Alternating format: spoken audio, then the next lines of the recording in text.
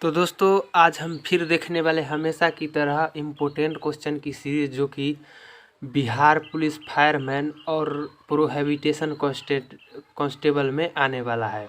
तो इसी तरह के बहुत सारा क्वेश्चन हमने लिया है, इसी तरह के प्रश्न जो है परीक्षा में देखने को मिलेंगे। तो दोस्तों आप सभी का स्वागत है आपके अपने यूट्यूब चैनल एग्जाम प्लेयर में। तो चलिए देखते हैं। पहला है कि भारत भारतीयों के लिए है, यह नारा किसने दिया था? भारत किसके लिए है? भारत जो है भारतीय के लिए, भारत भारतीयों के लिए, यह नारा किसने दिया था?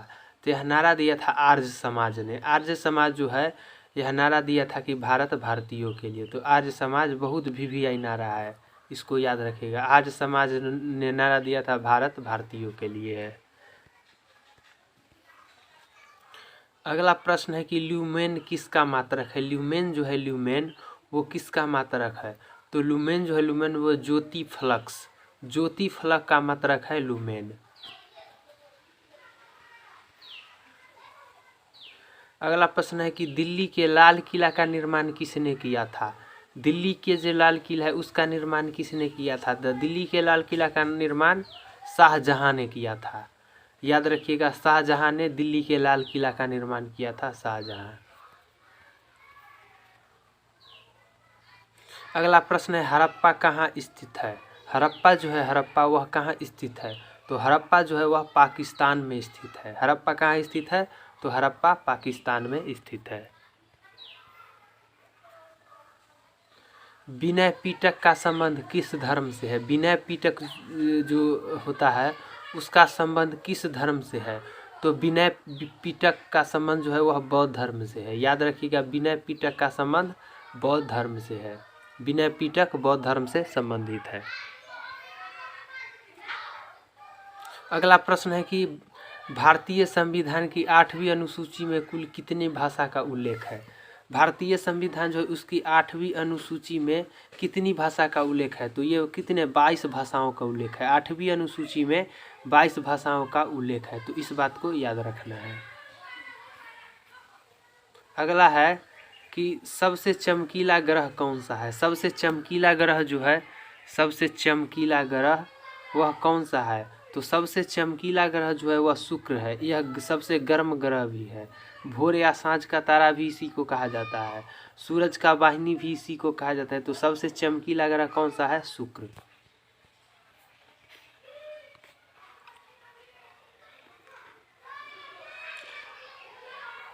नेक्स्ट प्रश्न है कि भारत के राष्ट्रीय ध्वज को कब अपनाया गया है? भारत का जो राष्ट्रीय ध्वज कौन है? तिरंगा। इसको कब अपनाया गया? तो ये 26 जनवरी 1947 को, 26 जनवरी 1947 को भारत का राष्ट्रीय ध्वज जो है तिरंगा, इसको अपनाया गया। तो याद रखिएगा 26 जनवरी 1947। अगला है कि भारत का मानक समय किस देशांतर पर स्थित है? भारत का जो मानक समय है वह किस देशांतर पर स्थित है? तो भारत का जो मानक समय है वह 82.5 डिग्री पर स्थित है। 82.5 डिग्री देशांतर पर भारत का मानक समय स्थित है। अगला प्रश्न है कि सिंध प्रांतों को अंग्रेज ने किस वर्ष अपने साम्राज्य में मिला लिया था? तो सिंध प्रांत को अंग्रेज ने किस वर्ष अपने साम्राज्य में मिला लिया था? तो 843 ईस्वी में। 843 ईस्वी में सिंध प्रांत को अंग्रेज ने अपने वर्ष में मिला लिया था, 843 ईस्वी में। अगला प्रश्न है कि चाय में कौन सा अम्ल पाया जाता है? चाय जो होता है TEAT, इसमें कौन सा अम्ल पाया जाता है? तो चाय में टैनिक अम्ल पाया जाता है। बहुत इंपॉर्टेंट क्वेश्चन है। चाय में कौन सा अम्ल पाया जाता है? टैनिक अम्ल पाया जाता है। अगला प्रश्न है सबसे भारी ग्रह कौन सा है? सबसे भारी ग्रह जो होता है, सबसे भारी ग्रह वह कौन सा है? तो बृहस्पति जो है, बृहस्पति वह सबसे भारी ग्रह है। तो बृहस्पति ग्रह क्या है? सबसे भारी ग्रह है। अगला प्रश्न है कि अर्थशास्त्र का जनक किसे माना जाता है? अर्थशास्त्र जो है, अर्थशास्त्र उसका जनक कौन है? तो अर्थशास्त्र एक पुस्तक है, उसका लेखक है एडम स्मिथ। एडम स्मिथ के द्वारा अर्थशास्त्र नामक पुस्तक लिखा गया था। अगला प्रश्न है कि सूर्य मंदिर कहाँ स्थित है। सूर्य मंदिर जो है सूर्य मंदिर वह कहाँ स्थित है। तो ये सूर्य मंदिर जो है उड़ीसा के पुरी में स्थित है। तो यहाँ पर उड़ीसा सही उत्तर हो जाएगा। सूर्य मंदिर कहाँ है, तो ये उड़ीसा में स्थित है। अगला प्रश्न है कि 1976 में जब आपातकाल की घोषणा की गई तब भारत के राष्ट्रपति कौन थे। 1976 में जब आपातकाल लगा था, जब घोषणा हुई थी, तो उस समय भारत के राष्ट्रपति कौन थे। तो उस समय भारत के राष्ट्रपति थे फखरुद्दीन अली अहमद। 1976 के आपातकाल के समय फखरुद्दीन अली अहमद जो थे वह भारत के राष्ट्रपति थे। अगला प्रश्न है कि तुलबुल परियोजना किस नदी पर स्थित है। तुलबुल परियोजना जो है, तुलबुल परियोजना ये किस नदी पर स्थित है। तो तुलबुल परियोजना जो है वह झेलम नदी पर स्थित है। तुलबुल परियोजना किस नदी पर है, झेलम नदी पर स्थित है। तो इतना बात आपको याद रखना है। अगला प्रश्न है कि महात्मा गांधी का जन्म कब हुआ था। महात्मा गांधी जो थे, महात्मा गांधी जी, उनका जन्म कब हुआ था। तो ये 1869 में 2 अक्टूबर 1869 को महात्मा गांधी का जन्म हुआ था। तो 1869 इसका सही उत्तर हो जाएगा। अगला प्रश्न है कि विश्व भारती की स्थापना किसने किया था। विश्व भारती की स्थापना किसके द्वारा या किसने किया था। तो विश्व भारती की स्थापना जो है रविंद्रनाथ टैगोर, जिसको रविंद्रनाथ ठाकुर के नाम से भी जानते हैं, इसके द्वारा विश्व भारती की स्थापना की गई थी। अगला प्रश्न है कि विरूपाक्ष मंदिर का निर्माण किस वंश के शासकों ने किया। विरूपाक्ष मंदिर का निर्माण किस वंश के शासकों ने किया। तो ये विरूपाक्ष मंदिर का निर्माण जो है वह चालुक्य वंश, चालुक्य वंश ने विरूपाक्ष मंदिर का निर्माण किया। तो इसका सही उत्तर हो जाएगा चालुक्य वंश। अगला प्रश्न है कि गुलाम वंश का अंतिम शासक कौन था। गुलाम वंश जो था उसका अंतिम शासक कौन था। तो गुलाम वंश का अंतिम शासक था शमसुद्दीन कैमूर। शमसुद्दीन कैमूर जो थे वो थे गुलाम वंश के अंतिम शासक। तो इस बात को याद रखना है कि शमसुद्दीन कैमूर गुलाम वंश के अंतिम शासक थे। अगला प्रश्न है कि चेचक का टीका की खोज किसने किया था। चेचक का जो टीका होता है उसकी खोज किसने किया था। तो चेचक के टीके का खोज एडवर्ड जेनर के द्वारा चेचक के टीके की खोज की गई थी। तो इतना याद रखना है कि एडवर्ड जेनर ने चेचक के टीके की खोज की थी। अगला प्रश्न है शिक्षा को किस सूची में रखा गया है। शिक्षा को किस सूची के अंतर्गत रखा गया है। तो शिक्षा को समवर्ती सूची, शिक्षा की सूची में समवर्ती सूची में रखा गया है शिक्षा। तो इतना याद रखना है कि शिक्षा को समवर्ती सूची में रखा गया है। अगला प्रश्न है कि महात्मा गांधी किस बार भारतीय राष्ट्रीय अंग कांग्रेस के अध्यक्ष चुने गए थे। तो 1924 के बेलगांव कांग्रेस के अधिवेशन में जो है महात्मा गांधी कांग्रेस के अध्यक्ष चुने गए थे। तो महात्मा गांधी 1924 में पहली बार कांग्रेस के अध्यक्ष चुने गए थे। तो इतना याद रखना है। अगला प्रश्न है कि नालंदा विश्वविद्यालय की स्थापना किसने करवाया था। नालंदा विश्वविद्यालय है उसकी स्थापना किसने करवाया था।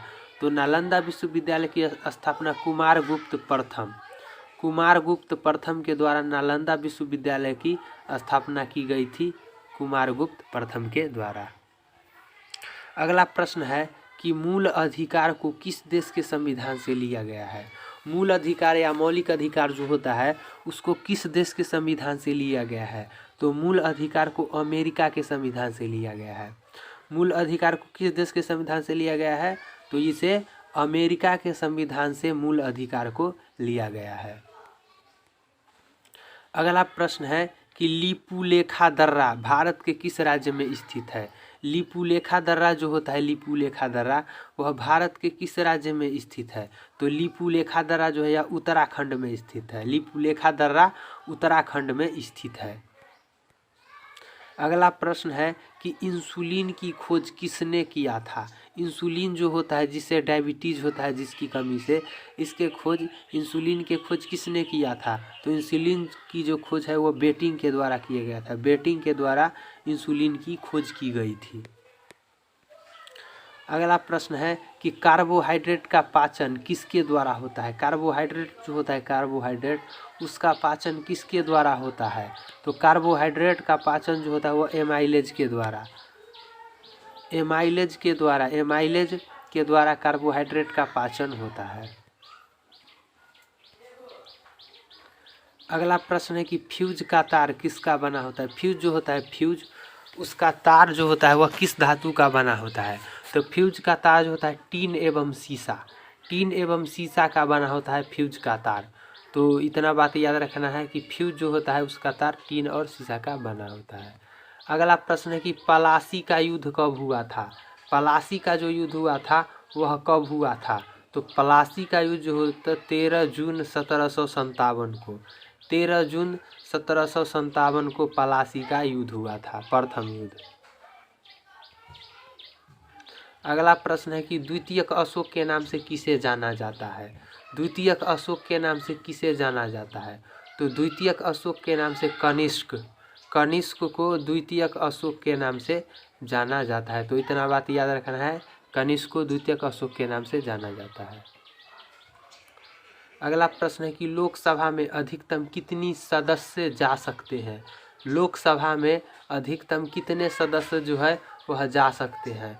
तो लोकसभा में 552 सदस्य जा सकते हैं। कितने सदस्य, 552, 552। तो 552 सदस्य लोकसभा में जा सकते हैं। अगला प्रश्न है कि किडनी स्टोन में कौन सा तत्व पाया जाता है। किडनी स्टोन जो होता है, किडनी स्टोन, उसमें कौन सा तत्व पाया जाता है। तो कैल्शियम फॉस्फेट, यहाँ पर टाइपिंग मिस्टेक है। तो कैल्शियम फॉस्फेट जो होता है वह किडनी स्टोन में कैल्शियम फॉस्फेट पाया जाता है।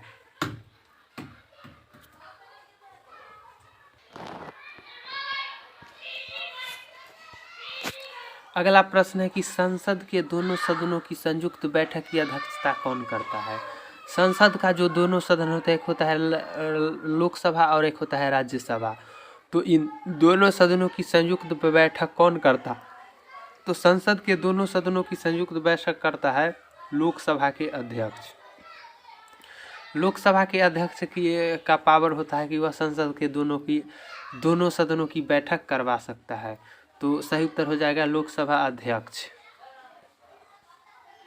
अगला प्रश्न है खून की कमी से कौन बीमारी होती है। खून की कमी से कौन सी बीमारी होती है। तो खून की कमी से जो बीमारी होती है वो होता है एनीमिया। एनीमिया जो होता है, एनीमिया ये खून की कमी से होने वाला रोग है। तो खून की कमी से कौन सा बीमारी होता है, एनीमिया। अगला प्रश्न है कि ग्रीनविच कहाँ स्थित है। ग्रीनविच जो है, ग्रीनविच वह कहाँ स्थित है। तो ग्रीनविच जो होता है मानक समय, विश्व का मानक समय होता है, वह ब्रिटेन में स्थित है। ग्रीनविच कहाँ स्थित है। तो ग्रीनविच जो है वह ब्रिटेन में स्थित है। तो इतना याद रखना है। अगला प्रश्न है कि फ्यूहर के नाम से कौन प्रसिद्ध था। फ्यूहर जो है, फ्यूहरर के नाम से कौन प्रसिद्ध था। तो फ्यूहरर के नाम से जो था वो एल्डोफर हिटलर को फ्यूहर के नाम से जाना जाता है। तो इतना याद रखना है कि एल्डोफर हिटलर को फ्यूहर के नाम से जाना जाता है। अगला प्रश्न है कि पिट्स इंडिया एक्ट किस वर्ष पारित हुआ है। पिट्स इंडिया एक्ट जो है, पिट्स इंडिया एक्ट यह किस वर्ष पारित हुआ। तो 1784 ईस्वी में, 1784 ईस्वी में पिट्स इंडिया एक्ट पारित हुआ। तो इतना याद रखना है। अगला प्रश्न है कि एटीपी का निर्माण किस में होता है। एटीपी जो होता है, एटीपी उसका निर्माण किस में होता है। तो एटीपी का निर्माण होता है माइटोकॉन्ड्रिया में। माइटोकॉन्ड्रिया में एटीपी का निर्माण होता है। तो इतना याद रखना है, माइटोकॉन्ड्रिया में एटीपी का निर्माण होता है। अगला प्रश्न है कि रेशम कीट पालन का अध्ययन कहलाता है। रेशम कीट पालन का अध्ययन क्या कहलाता है। तो रेशम कीट पालन का अध्ययन कहलाता है सेरीकल्चर। सेरीकल्चर को हम रेशम कीट पालन के अध्ययन को सेरीकल्चर के नाम से जानते हैं। अगला प्रश्न है कि दूध का पीएच मान कितना होता है। दूध का पीएच मान कितना होता है। तो दूध भी एक अम्लीय माध्यम है, तो इसका पीएच मान होता है 6.4 से 6.66 तक। 6.4 से 6.66 तक दूध का पीएच मान होता है। अगला प्रश्न है कि सिरके का रासायनिक नाम क्या है। सिरका जो होता है सिरका, इसका रासायनिक नाम क्या है। तो सिरका का रासायनिक नाम है एस्टिक एसिड। सिरका का रासायनिक नाम क्या है, एस्टिक एसिड।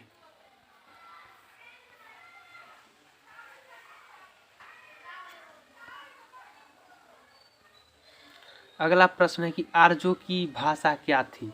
आर्यों की भाषा क्या थी। तो आर्यों की भाषा थी संस्कृत। आर्य जो होता है आर्य, उसकी भाषा क्या थी, तो उसकी भाषा थी संस्कृत। तो इतना याद रखना है कि आर्यों की भाषा कैसी थी, तो आर्यों की भाषा संस्कृत थी। अगला प्रश्न है ऑस्ट्रेलिया के घास के मैदान को किस नाम से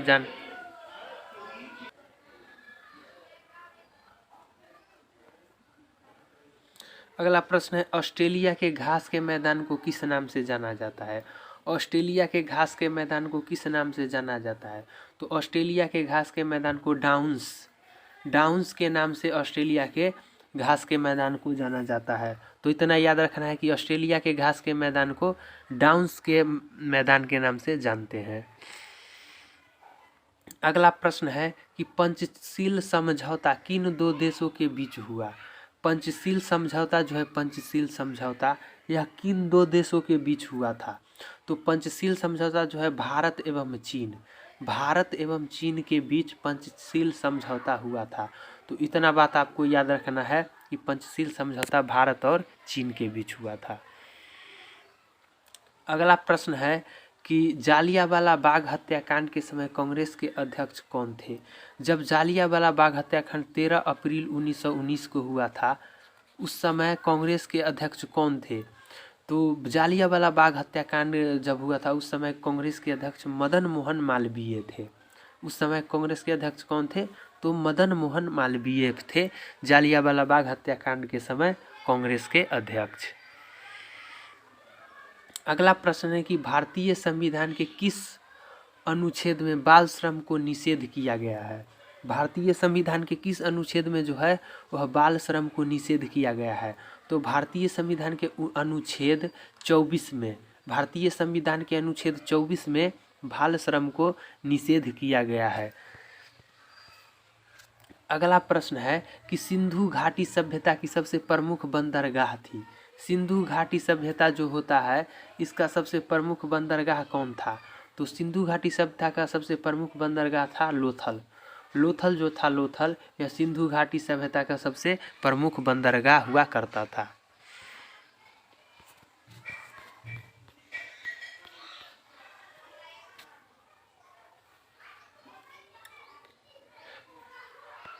अगला प्रश्न है कि चाय पत्ती के चाय की पौधे के किस भाग से प्राप्त होता है। सॉरी, यहाँ पर टाइपिंग एरर है।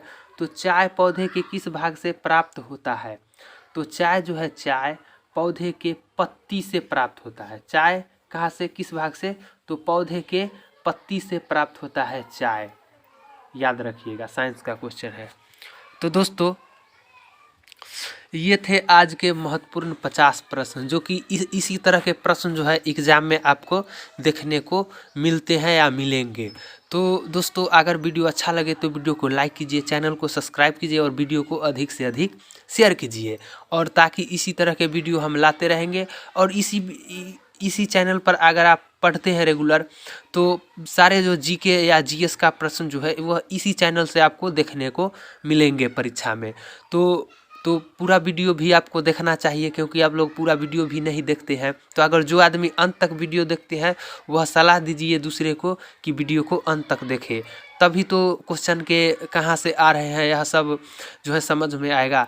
तो फिर मिलते हैं अगले वीडियो में, तब तक के लिए धन्यवाद।